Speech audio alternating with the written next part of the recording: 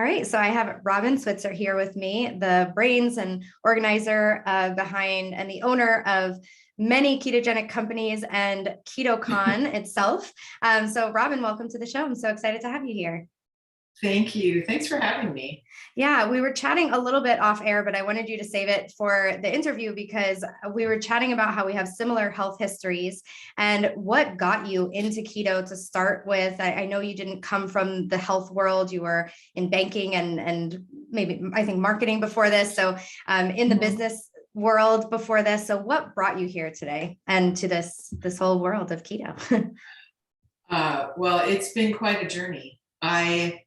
This all started for me when I was maybe 10 or 11 years old. The first time my parents or my mother brought me to Weight Watchers. And it was by my own choosing. It wasn't my parents that said, you need to go. It was, I thought I was fat.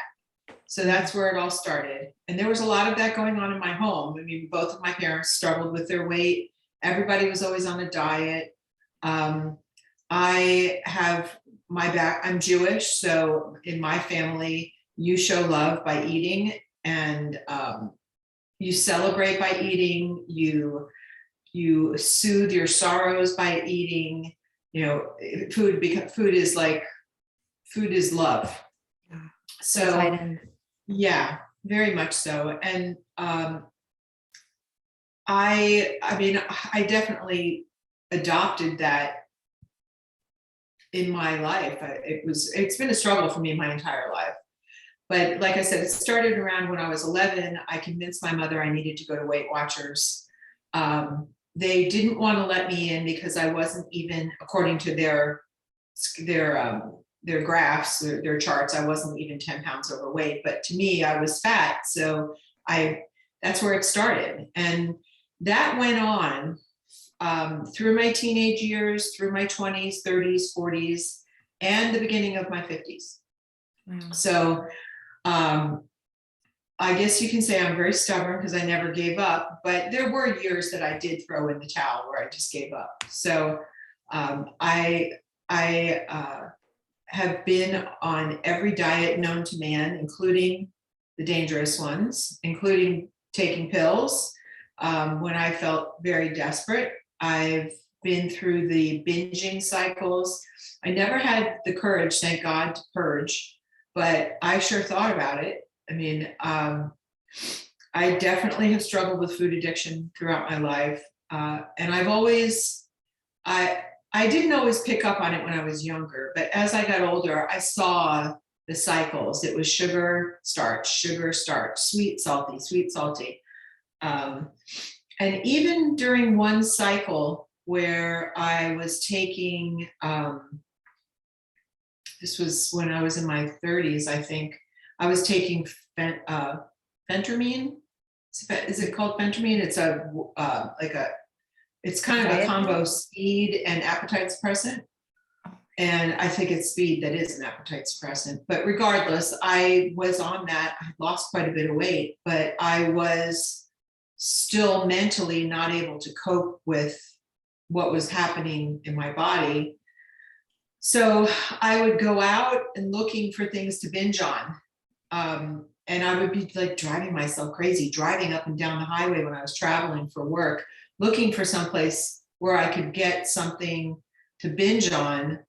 But I knew I couldn't because I knew I would feel horrible. It was just a terrible, terrible cycle. But so anyway, I came to keto because I am a true example of your crisis becoming your calling. Because when I was in my late 40s and early 50s, I was working for a global bank. I was traveling quite a bit.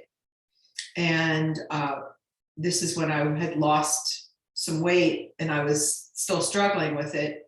But I knew I wanted to get out of the field I was in. And I was under a lot of stress, and I'd always had this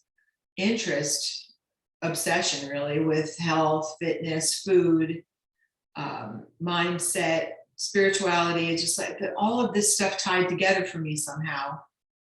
And I found the ketogenic diet. I had done Atkins in the past, so I found the ketogenic diet. I joined a few Facebook groups, and Uh, I saw in one of the Facebook groups that I was in an ad for a program manager, and it was for the Ketovangelist company. And they had just really launched. They had several podcasts out, and I said, well, I'm a sales manager for a bank in the financial world, but I mean, who knows? Probably don't have the skills for it, but I should just talk to him anyway, which I did. And 60 days later, I left Bank of America, jumped ship with no future to work on this with Brian Williamson's the owner. And he couldn't afford to pay me. So I was lucky because my kids were grown. They were out of the house or in college. And my husband and I decided I'll give it a year. This was in 2016. I'll give it a year. And if I'm not making any money, if I can't, I'll go back into banking. And for the next 4 years, Brian and I built up Ketovangelist. He was running podcasts. We started Ballistic Keto, which is a powdered MCT oil that's powdered, it's flavored but unsweetened. And we started Certified Ketogenic, started working with food product manufacturers to certify their food products. Brian had already started ketogenic lifestyle coaching. At the time, it was Ketovangelist coaching. And the ketogenic athlete. We just decided we were going to build this keto empire. And things went really, really well for the first few years. We did 3 KetoCons, and we were planning for the next one. And then COVID happened. So, we were hit really, really hard. Not being able to do a live event, which is the main source of all of our needs and revenue. Brian decided he wanted out, and he wasn't going to be able to take the time for himself personally to recover from this. He wanted to shut down Ketovangelist. So I am really, really stubborn individual. I've been known to never give up, even when I should. But a blessing and a curse, right? Yeah. I said, I'm really not ready to throw in the towel. I'd like to try and salvage this. So we came up with an agreement. He walked away from Ketovangelist, and I rebranded everything and started over. So for the past couple of years, I've been waiting for the opportunity to do KetoCon again. And we've been busy behind the scenes. When I say we, it's just me and 2 other people, building Ballistic Keto, building Certified Ketogenic, the coaching program, which is run by Mary Roberts and Katrina Harris, and just building out everything that we do. We have some really large Facebook groups that we manage and own, and several websites, and just here I am. Yeah. So it started with Weight Watchers, and here I am. I love it. There are so many parallels. So going back to your story, there's just so many parallels between your story and mine in terms of the health issues and the difficulty losing weight, and from an early age, parents being involved and oh, are you going to eat that? And, always being someone who had to watch what I ate. And I kind of feel that, again, the fact that I gain weight rather easily, I do feel like it's almost this blessing and curse, because it always had me mindful of what I was eating, whether it was for the right reasons or the wrong reasons, or the right foods or wrong foods. I know it's silly to put it like that, but just for argument's sake. But sure. Some people who are, let's say, thin all their lives and can eat whatever they want, and then they find themselves later on in their 30s with these health issues, and they have a real hard time changing their lifestyle. For me, it was like, oh, I can't eat this. Okay, no problem. I've always done that my whole life. So one of the things that was easier for me was putting boundaries around food and, trying different things. So yeah, one of the things that I wanted to ask you, based on, your history and what you were struggling with when you were younger, and, throughout the decades of your life, there's a lot of sort of symptoms and mental chatter that we have in our head when we have blood sugar problems. And I wanted to see if you could sort of share any of the things that you remember, just like the experience of what it was like when you were struggling with this. Like, what were some of the things? For me, I mean, it was like, oh, you can buy something sweet, but not something that's so big that you're going to eat the whole bag. Like, what were some of the things that you maybe used to think and experience when you were struggling? Wow.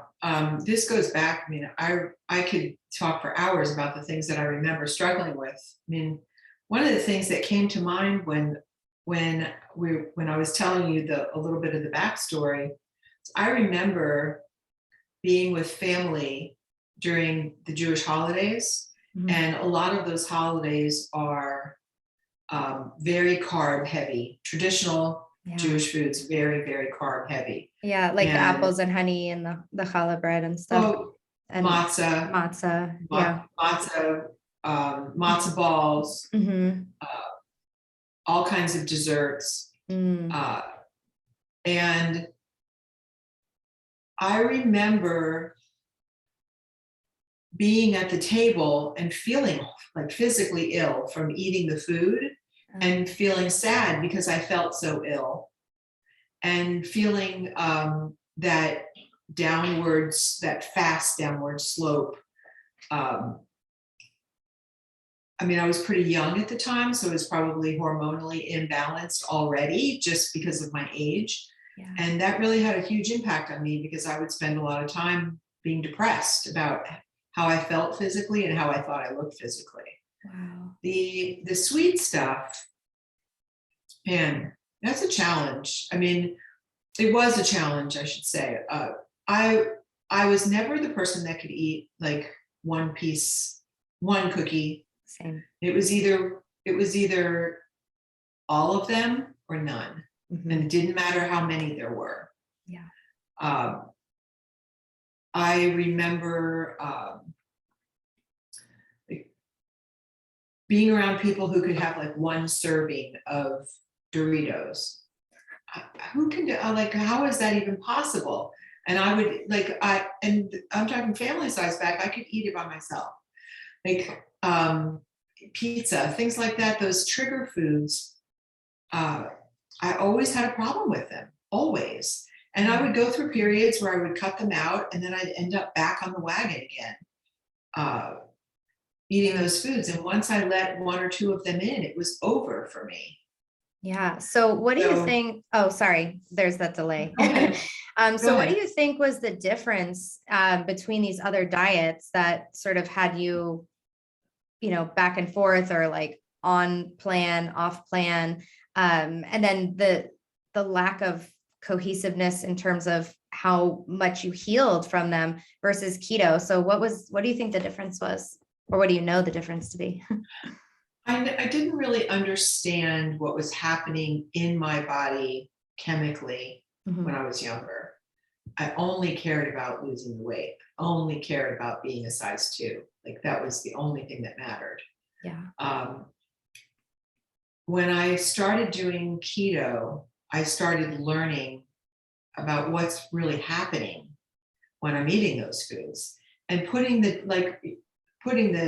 dots together. So, my blood sugar is going up and then it's going down, and then I get depressed. Well, now I get it. If I don't eat that food, then that doesn't happen, and I'm more stable for a longer period of time. Yeah. So, I have to say that during the 2 years past 2 years, I started struggling again. Like a lot of other people. I locked up in the house, trying to save a business. The feeling of insecurity of not, the future.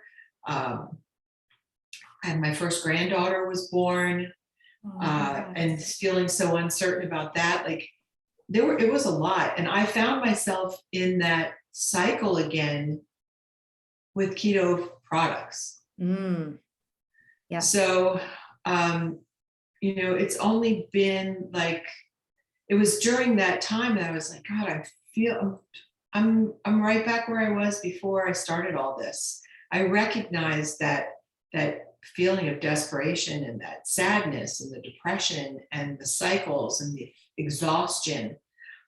And then as you get older, it's not only how you feel, but you can see the effects of it when you look in the mirror. So it changes you not only internally, but it changes you externally as well. So going through it again, finding myself feeling that way again reminded me of what it was like before. Yeah. So I get it that it's painful and it's hard, but sometimes I think that falling back into it as a reminder of where you came from is not such a bad thing. It's not. And I like that you said that. And I'll tell my clients and my students this all the time, that, you go off plan or you fall off the proverbial wagon. It's not a bad thing. It's a real big learning experience, because you get to look at that with fresh eyes and say, what happened? What happened before this that led up to it? What are the factors that are within my control? What can I do differently next time? What do I need to refocus on? So did you do anything to sort of focus on the internal stuff, like the mindset or any emotional eating type things? I did. I mean, I've spent a lot of time over the past 2 years doing a lot of internal work. So yes, I have. Nice. The other thing that I did that really was the most impactful was get a continuous glucose monitor. Oh, love that. That really opened my eyes. It showed me how high my blood sugar was all the time. Interesting. So yeah, I was on the high side. And it showed me what I have to do to get my blood sugar back down and keep it down. So getting it down is fine, not eating for however many hours, intermittent fasting, all that kind of stuff. But to stabilize it over a long period of time, that's when you really get the health benefits. Of course, I never realized that's what was happening when I first started doing keto. I didn't have that data to correlate, but now I understand it. It actually is much easier for me to handle the challenges without reverting to old habits, because I know exactly what's going to happen to my blood sugar. And then I know what the end result of this is on my health. So I'm a lot older than you. I have a almost 2-year-old granddaughter. I have 2 grown sons, and I really want to be healthy for a long time. I want to be vibrant for a long time. So this is really important to me. And all of a sudden, it's no longer about whether or not I'm still a size 2, although, I mean, that's still where my comfort is. It's not really the driver for what I'm doing. It's really what I know is happening internally that's going to impact my long-term health. Absolutely. And what you just said there is that weight loss is not usually, for a lot of people, a strong enough why. For a lot of your life, it was that. But for many people, like when they work in my blood sugar mastery program, they need to have a different why besides weight loss. And your why being around for your children and grandchildren is so strong, and being able to not only be there, but to, I'm sure I'm putting words in your mouth, but to be there physically, mentally, and be able to move around with them and do things with them. That is such a strong why. And it's so good to connect to get refocused and regrounded. Like when you had that experience of being like, going back to keto treats, it's like these old habits sort of come in. I had that same thing when I first went keto. I was like, oh, cool. I can have stevia. I can have fat bombs. And I would be driving home thinking about, okay, how many fat bombs can I have before dinner, after dinner? Like, how many do I have left? it's like, oh my goodness, this is why I wanted to do keto in the first place, because I can't Right. stop thinking about this. Like I want it to stop taking over my mind. And I Yeah. had to take out all those things in order to not have that mental chatter. Mhm. But yeah, that's great. And I love that you talk about a CGM being the ultimate in this accountability. It's like we can see exactly what we're doing and how that affects our blood sugar. And then we can start to connect how we feel with those numbers on the CGM graph. And I think that's so powerful for so many people. Like you were saying, you go the high and then you go low, and around the lows is where your symptoms are a lot of depression. I find that with me, if I'm doing like a glucose experiment for Instagram, I ate like a plain apple one time with nothing else. And at the very peak of the spike, I started getting all sorts of cravings. And as it was going down, I was getting so hungry, like my stomach felt hollow. I'm like, I need to eat. This is terrible. I hate this experiment. But it's interesting to see that those are some symptoms that I would have had before, and I never would have connected that. A lot of people get anxiety on the way down, or they start to get that ravenous hunger, or they start to feel shaky and dizzy. And so it's such a powerful tool. And then you get to know exactly what works for you, instead of this guess game, where it's like, oh, I know that, blueberries can be keto, so I'm going to have them. And it's like, well, in what context can you have them? Do they still cause cravings? Do they cause your numbers to go up? Right. So then you get that real bio individuality. So I love that worked for you. That's so good. Yeah, it really is a game changer for me, honestly, really was. I I find it really interesting that, like, some people, I find it interesting that people are so different in their response to the same foods. Yeah.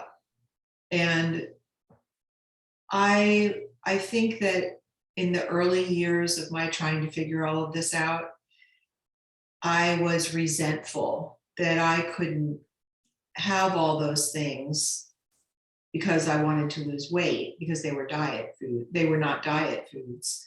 And then I'd always end up back on, I'd always end up breaking because it was that I couldn't have it.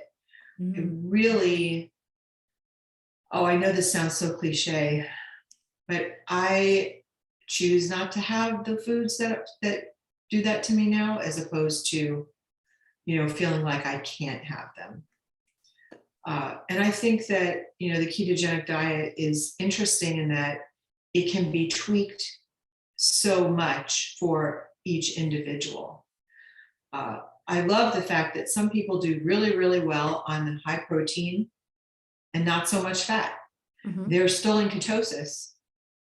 They're not on a nutritional ketogenic diet or protocol, but they're still in ketosis. I love it that people can choose to be, higher fat and lower protein. Whatever it is that works for you, I support, as long as you are finding that place that puts your body in a state of healing. And that's what we're all here for, regardless if weight is involved or not. Yeah, absolutely. And that's what I love about this space, is how many people can be positively impacted. Yeah. I got chills when you said that, because just thinking about the people who I have helped, the stories that I see from people I follow, like different pages and organizations of all of these people getting so much help from a way of eating. And to me, that really comes back to how many people struggle with their blood sugar, and how keto is such a powerful tool for improving your blood sugar, improving your ability to burn fat for fuel. And that's how we were designed as humans. That's our, I think Ben Azadi says, like, burning fat is your birthright. Like, we were all born being able to burn fat and glucose for fuel. And that's really what we've lost in this, like, very overly saturated with carbs society that we live in, and how food and carbs and desserts are in so many cultures, so many customs, so many traditions. Everywhere. It's everywhere. A first birthday. I get so triggered by the cakes. We are so bombarded with food as entertainment. You Yes. can't go to a movie, you can't even go for a walk or go get a cup of coffee without being bombarded with the food that is marketed to us that is supposed to be fun, to bring us joy, to make us feel like we're part of a community, to make us feel like we're the cool kids. All this marketing that's done, it just blows my mind. It really does. And I like going to Costco and seeing the amount of pre-made food that people eat. I mean, that stuff wasn't available when my kids were little, so I wasn't faced with it. I mean, some of it was there. Lunchables were a big thing then. I wouldn't get it for my kids, so I used to buy these little Tupperware containers and cut pieces of roast beef or cut pieces of chicken in a circle and give them these little rye crackers with it. That's so sweet. They hated it, but I mean, I just wasn't going to give them a Lunchable. At the time, it was because, I mean, I knew it was junk food, but it was just so ridiculously expensive that two boys, it costs a lot of money to feed two boys. Yeah. But I mean, where I was going with all of this is that I feel really badly for people who are your age that are raising young children, that their children are being bombarded with advertising and everybody's living a busy life and they resort to prepackaged frozen muffins and cauliflower bites that are really just potato starch. I mean, all the stuff, the majority of what they sell in Costco, it breaks my heart. It really does. That's part of the reason why I'm so passionate about KetoCon, to get as many people there as I possibly can, because I know for every person that comes to this event, 10 people are going to be touched by their experience. And if we can impact people in big numbers like that, we have a chance of making a difference. That's why I'm so passionate about doing the event every year. It's a lot of work. It takes all year long to do this and to pull it off. So that's my way of hopefully impacting what's going on. I love that. And I love that I share that same sentiment. It is so heartbreaking to walk into like Walmart or grocery stores and see what is in people's carts and the food that is marketed towards children, and our society saying you have to give your kid a cake smash on his first birthday and give them this like dose of sugar. And the fact that it's so normalized, it's so expected, and people don't bat an eye. Like you wouldn't think twice. Of course, my kid is going to have cupcakes at his 5th birthday. Like no judgment to people who do this. Like, please, Right. It's knowing what I know. It makes me feel concerned, right? Like we look at old advertisements, like you can't give a 7-Up to a baby, but we give them formula like that. These manufacturers, second ingredient is corn syrup. Exactly. Yeah. So the second ingredient is corn syrup. And, a lot of people don't know this and they're trying to do well by their children. And that's where I get upset because, like you were talking about the lunches. So my brother, who couldn't gain an ounce when he was younger, I mean, he was always small. So he got like Twix bars and Reese's and peanut butter and fluff sandwiches with extra fluff in them. That was his lunch because my mom was trying to bulk him up. But me, who I always struggled with my weight, I got low-fat yogurt and granola bars and graham crackers and things that were supposed to be healthier. Of course, they were a blood sugar bomb. Of course, I was hungry. Of course, I'd come home and binge eat cookies because I was hungry. I wasn't satiated.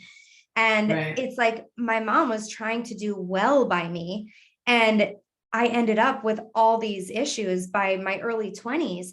And it's the people who are trying to do well. They're trying to be healthy. They're trying to listen to the guidelines, and they're getting crap advice, and they follow it, and they're listening, and they're trying to feel good. And I see so many people struggling, so many people overweight with chronic issues. They're trying to get well.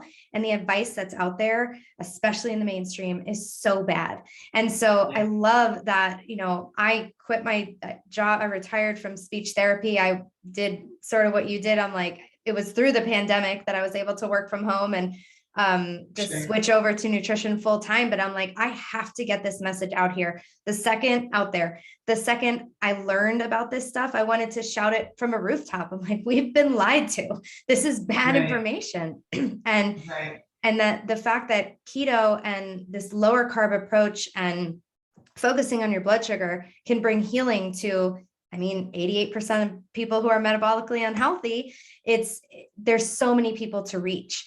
And I love that you funneled it into like your work and KetoCon, and I'm trying to do the same here. So let's talk about KetoCon. You mentioned how you had to cancel it and it was online in 2020, or, what's been the evolution and what are you excited about for this year? I'm sure it's bigger than ever. Oh my God. This has been like the hardest 2 years of my life for sure. 2020, we postponed to 2021. We thought we'd be able to do it. I mean, we all thought, God, yeah, it was just going to be a few surely weeks, in a year. right? Yeah. Right. And we did do KetoCon online in 2020. And we postponed to 2021. What a lot of people don't understand about the event space is that as tickets are sold, as vendors sign up, the event organizer has to pay all the bills up front. So like you pay for the venue up front, you pay for the registration platform up front, you pay for your AV partner up front. So all the money that comes in, it goes right back out. Yeah. So if an event doesn't happen and people demand refunds, there's no funds to give back. That money all goes into the event to execute it. Yeah. So on top of which, ticket affiliates get paid. It's messy. It can be really messy. We always had a no refund policy for that reason, with the hopes that we'd never have to enforce it. But the risk is that you can, and there's no such thing as event insurance that covers an act of God. A pandemic is considered an act of God. Wow. So anyway, that was really, really, really rough. We did KetoCon online in 2020. We did sell tickets to it, but we also gave all of the 2020 ticket holders access to it. Then we put together a group of the vendors from KetoCon 2020, and they all contributed product. Everybody sent it to Noosh Foods, their warehouse, and Noosh Foods packaged everything up from all of the different contributing vendors and shipped out care packages to the KetoCon ticket holders that opted in. So yeah, those people had entered their information into Eventbrite, and by law, we're not allowed to share that information. So we had to ask everybody to opt in. So we had to build a platform on the back end of our website for all of these people to opt in. So about half of them did. We shipped out, I think like 700 care packages. And that made us feel good, but it still wasn't enough. We still wanted to be with people live. Yeah. So we planned for 2021, and then 2021 came rolling around, and we were planned for June.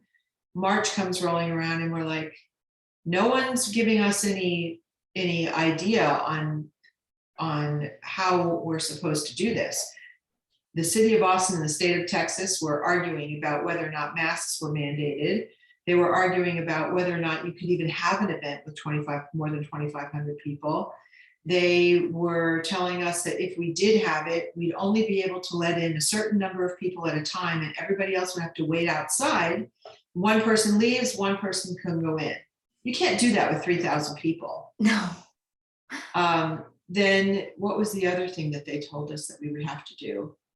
Oh, we would have to eliminate some of the vendor booths to allow for wider aisles. No one could get within 6 feet of each other. Everyone had to wear masks. They couldn't sample food. These are all the things that KetoCon's about. We can't do it. No. And in March, they still didn't know if they were going to be able to give us permission to do it at all. So we called it again. And we said, we can't do it this year. There's just no way that we can do this and keep everybody safe, including ourselves. Yeah. So we postponed again, and we were lucky enough to get a date in July of 2022. And here we are 3 months away. I can't believe it. Wow. Yeah. What what a roller coaster ride, I'm sure. And so this year, what can we expect? I'm so excited and thankful to be one of the speakers. I'm really, really excited. This has been like on my bucket list for, I mean, not that long because I haven't been a nutritional therapist that long, but ever since I had heard about paleo effects because I came from more of the paleo world. And then I was in the keto world, and I was like, KetoCon, that sounds like a place where I need to be for sure. I'm like, those are going to be my people. So yeah. What can you expect this year? Let's see. KetoCon is July 8th, 9th, and 10th. Mm-hmm. We run from 8 in the morning until 6 at night on Friday and Saturday, and then from 8 until 4 on Sunday.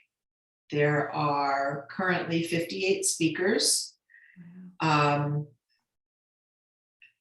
3.5, 4 stages. And what I mean by that is there's a keynote stage in the main venue that has seating for about 1,100, 1,200 people.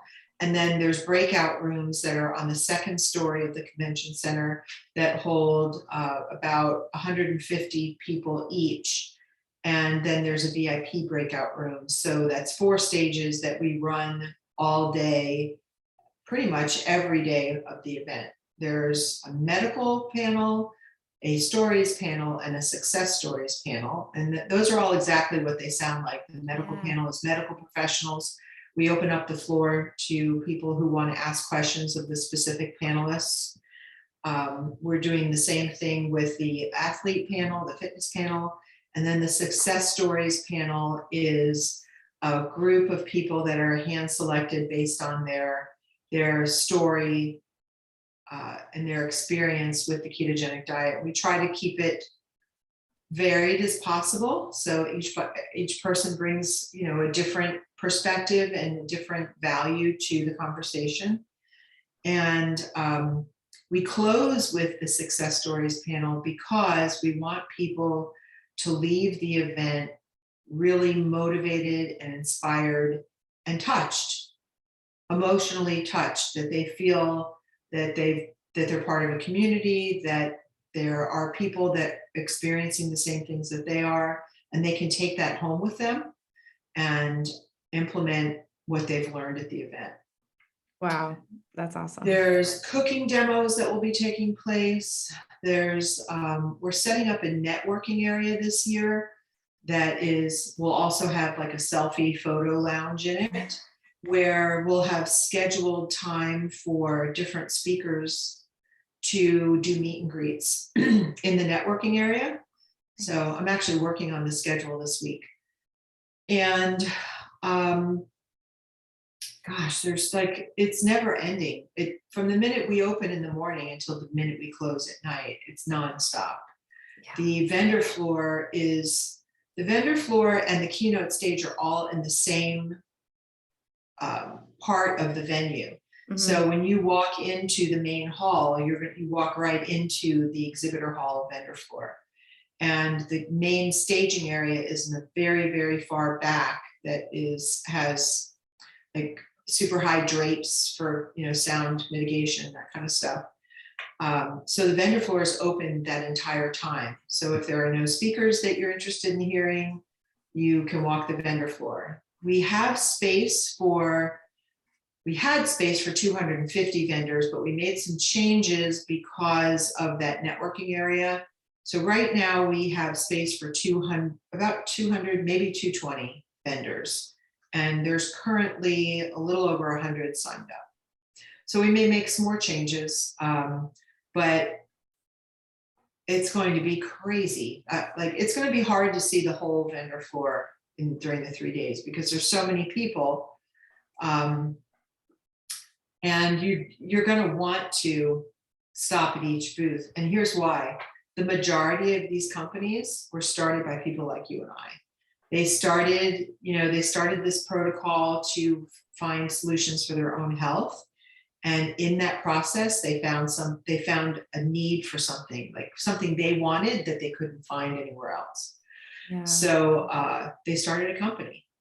And now here we are with hundreds and hundreds of smaller companies owned by people like you and I who are trying to build a business that they're really personally vested in these products, that they developed them for themselves and grew it into something that is a new career. Another crisis becomes your calling. And that's what this event is really all about. People who are using this to improve their lives. Wow. First off, I feel so excited. I feel like it's like I'm going on this vacation. You know, when you have a vacation, you're just like really looking forward to, maybe when you were little, it was like Disney World or something. I feel like that about this event. And as you're talking about it, I feel so excited to go and experience it, just as a person who's at the event as well as being a speaker. And so I really appreciate all the work and I'm sure, blood, sweat, and tears that have gone into planning every single aspect of this, and, eating, sleeping, breathing KetoCon, I'm sure, for the past several years. And your efforts are so, I hope you feel that they're fruitful this time, and feel that like you're doing such a great thing for this community and giving us this in-person ability. I mean, there's so many people who I'm going to meet there for the very first time. Like, I started this, like I said, in the pandemic, so I haven't been in this world too long. And I've only met like 2 people or 3. Like, I've met Jimmy Moore and I met Michelle Hearn, and Temple, which I believe all 3 of them. And so I've only met them in person and no one else in this whole world. And so I feel like I'm going to be meeting really close friends of mine who I've never seen in person before. Never met in person. Yeah. And I'd be really excited to hear, see any listeners of the podcast or Instagram followers. I mean, that would just, like, I'm going to cry. It feels, I'm already so excited. So yeah. And where can people go to get tickets and learn more about this? I'm assuming ketocon.com. Yeah. It's ketocon.org. .org. Okay. Mm-hmm. There's lots of information on the website. You can see the showcase where all the vendors are listed. There's probably about 5 of them right now that need to go up on the website. You can see who all the speakers are. That is under the schedules tab on the website. You can see who all the speakers are. Details about the event, there's a link on our website for discounted hotels. So we negotiated rates there's 7 different properties that offer a lower rate, and there's codes on the website to make reservations. We're trying to get more active on Instagram, trying to crack that code, but we're posting on there several times a week. There's lots of information there. There's also a KetoCon Facebook page where we're posting lots of information. And I mean, if anybody has any questions, they can just email us. It's help@ketocon.org. I actually personally answer those emails myself, so you'll get a pretty fast response, at least within the next day. Awesome. Well, thank you so much, Robin, for coming on and sharing your story and for all that you do for this community. I feel honored to get to know you before the event. And yeah, thanks so much for being here. Well, we should try to get together before the event. So I don't know about you, but I mean, I've been locked up in my house for 2 years. And oh my gosh, yes. I need to start getting out in public and being around a lot of people. Otherwise, when I go to KetoCon, I'm going to be overwhelmed by all those people because I've been spending so much time alone. Yeah, absolutely. You're in Tampa, right? Mm-hmm. Yeah. Well, I was just there on Friday, so I'd be happy to. I'm St. Pete, but St. Pete. Even I love St. Pete. That's where I'm familiar with. I've been to St. Pete many times, so we should definitely meet up with you and Temple and Chris Irwin, and there's some more people over there. That'd be we so should fun. do that. Yeah, that would be fun. Yeah, let's organize it before. All right, awesome. Sounds good. All right, thanks for being here, Robin. Thanks for having me. Bye-bye.